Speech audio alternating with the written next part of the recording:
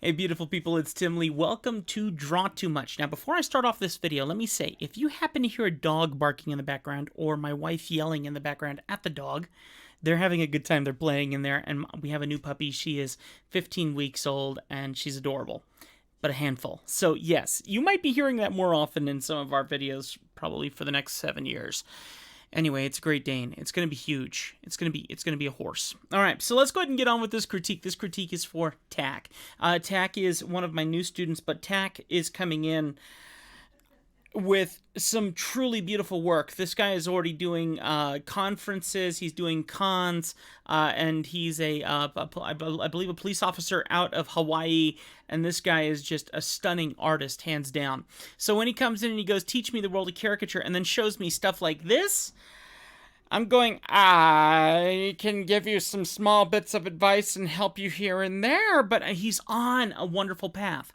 Now, in saying that, I want to critique this a little bit today, and I'm actually very excited to critique this piece today, but here's why I'm excited to critique it. I don't have a lot of advice to give on this. And here's the point that I want to make, and here's the thing that I see from a lot of my students right now. A lot of my students, and me, and I was this way when I started working on caricature 8 years ago, 9 years ago, however long it's been now. It's been a while. I keep saying 8 years, but I think it's been longer than that. When it came down to it, when I was learning caricature, I felt like everything had to be very rule-oriented. Everything, there had to be rules to meet my success in this caricature. I couldn't do this, I couldn't do that, I couldn't do certain things. It had to be this way, and if I wasn't following these rules exactly this way, I wasn't getting caricature right. And if you are just getting started in this world of caricature, you're probably putting these rules on yourself. And the thing about caricature is it's a spirit thing. It's your spirit being inspired to draw that person sitting in front of you in a fun way, finding their spirit in the piece. And I'm telling you, if you haven't seen my previous video that I did right before this one called You're Getting Caricature All Wrong, here's the one major thing you need to know about caricature, go and check out that video. It's really key that you not focus on these rules. It's very key that you let your spirit do the movement and you try to capture their spirit. And that's really what caricature is. Truth be told, it's capturing their spirit. So the little advice that I can give on this piece is very simple. Very simple little technical pieces of adjustment. And this is the point. If this person looks at this and goes, oh my gosh, I see myself and I see my spirit and my joy in this, even if it doesn't look exactly like them, they're going to love it. And that is exactly my point I'm trying to make. I've sold thousands of caricatures. I've made tons of money, not all at once, but I've made tons of money in my lifetime as a caricature artist selling things that I absolutely hated because of this. Let's get down to actually talking about this and get down to the nitty-gritty of this piece. Beautiful work. Beautiful work. Hands down, beautiful workmanship. I definitely love everything going on here. There's a few little things that I would adjust, and like I said, they're very technical. This is going to be a great video for you technically minded individuals. Let's go ahead and start with the color. This guy has better color technique than I do. Okay, this guy sees contrasts much better than I do. I draw to the point in time where I know the piece is going to sell. I'm satisfied with it as to a point of selling it, and then I give it to my client. I haven't practiced past that because I'm used to being constantly having to work on pieces that I'm selling to clients, needing to move on to other clients. That's how my life is right now. I don't really have much time to do my own pieces where I can focus on trying to improve myself so much. I'm more busy selling work than I am being able to work on my own personal pieces. Nice problem to have, right? Yes.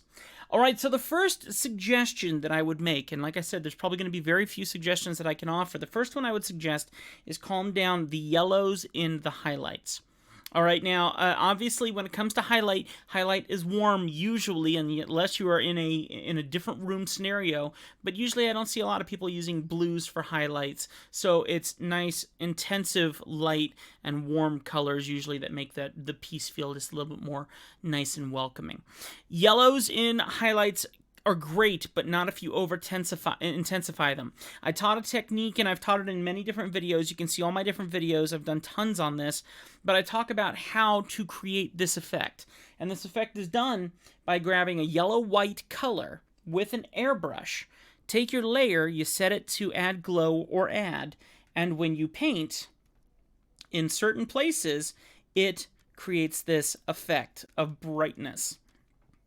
It's a very nice thing to do. Wherever you paint, it adds this brightness, and then you adjust this brightness. It's kind of like the sun shooting through something and hitting your screen. That's kind of the feeling that it gives. It's like you're looking through a shadow, and you see the light shining through. You can adjust how intense this is or not intense this is with your opacity on that layer, and it's a wonderful effect, and it really helps you knock out colors much quicker. Now, here's the con.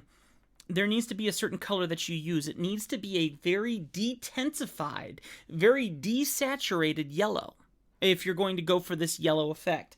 A very desaturated yellow. If you go too into the yellows and you think, well, more is better, and then you do this, it really over-intensifies everything, and it adds too much of that yellow effect. And I think, if I'm looking at the original piece here, I feel like as I'm looking at this, it looks like one of two things needs to happen. Either calm down the tone by turning down the opacity just ever so slightly, or the other option is to just put a little bit more white into that yellow. So in your color wheel over here down on the bottom left, just add a little bit more white into that yellow, okay? Don't go too yellow. Favor, in most cases with this technique, favor more white in the yellow than yellow in the white. Does that make sense? Try and stay more in the white stages than in the yellow stages, and I think that will help this piece just a hair. Okay? Secondly, this is nitpicking. Her eyes are a very intense black-brown. I love that you took that liberty and put that color in there.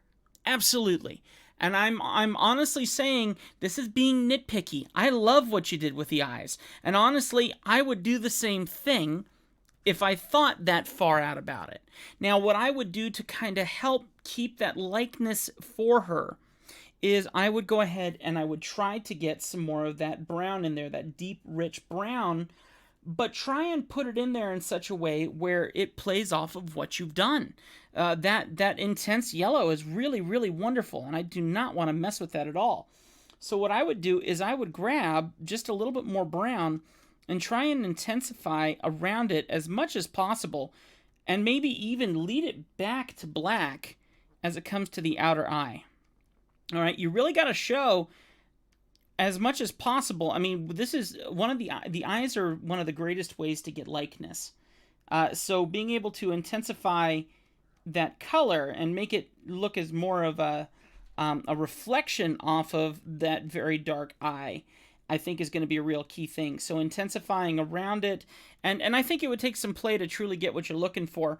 But I would say put some of that back in there. And actually, if I look at hers could almost be a bit more of a red-brown. And I know it's kind of difficult to say, but maybe instead of that, maybe add a little bit more of a red-brown to that into the eyes. I can totally see why you went that way, trying to get it to match the lay on the bottom there. I think that was a wonderful choice that you made. And like I said, very much nitpicking here. But if anything, just try to get some more of that red-brown in there, because usually as eyes shift from brown to green to blue, and they go through that reach from one color to the other, usually the browns are in a more of a red-brown hue than they are in a yellow hue. So try to get more of the red browns in there, and I think that will help. And if you're trying to match it up with the lay, then in your shadows of your lay, then add some of that red brown into your lay to kind of reconnect the eyes to the lay. If that was the effect that you were trying to go for, I would say maybe try to do that just a little bit, just to help it out. Wonderful, wonderful, wonderful line work. Excellent, hands down line work, 100%. I love your line work. I talk about line work every day to each one of my students, that line work, having line quality is incredibly key, and you did phenomenal on the line work, 100%. The next thing I would wonder about, though, is the area of the nose here. You have this line right here. Maybe instead take that same shadow that you can see here that you put right here under her eyebrow and bring that shadow down around here. And then get rid of that line. Build up this, since you're so good at color, since you're so incredibly good at color, really go ahead and do that, and then erase out that line and build that tone. If you go for it that way, I think that would be a really good way to go.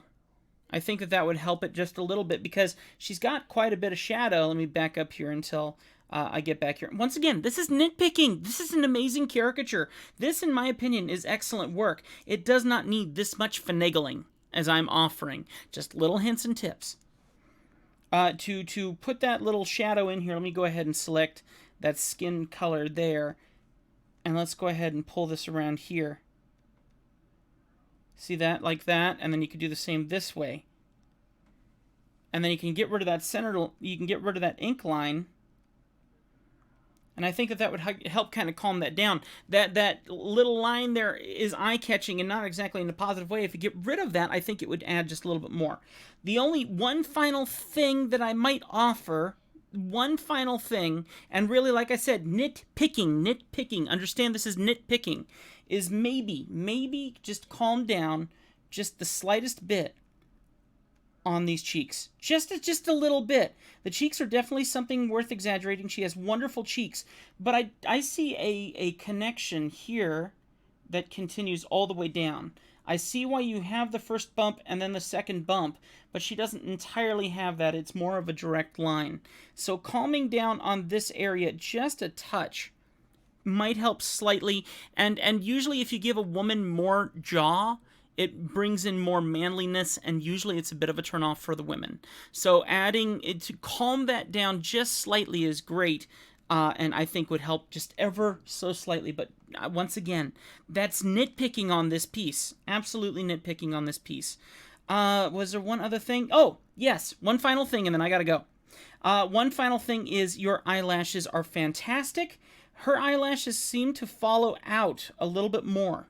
Just a little bit, because of this natural eye line, natural crease in her eye. That is a great place to get likeness. So don't be afraid to go ahead and take that and pull it out and even exaggerate it. Not as a skin, not as a skin crease, but as an eyelash. I do that all the time. I cheat eyelashes for skin creases.